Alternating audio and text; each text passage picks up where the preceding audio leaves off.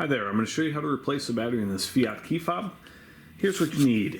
One of these 2025 batteries. You can get these off Amazon. They're only about a buck or two, and there's a link below in the description. And then also a small flat blade screwdriver about this size or bigger. It doesn't really need to be any specific size. So first, take out this mechanical key, and you want to do that by sliding this over, and then you can slide out your mechanical key.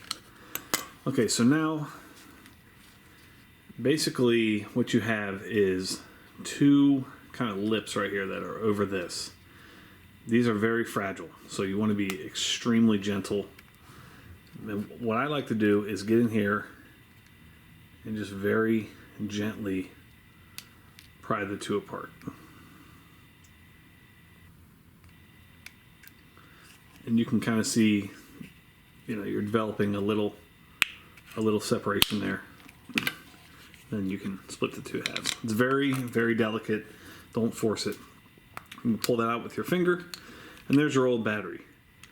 And you can just push right there with either your screwdriver or your finger and pull out the old dead battery. Then take your new 2025 and you want to place it positive side facing up. Place this back in, and then this, you just give it a good squeeze.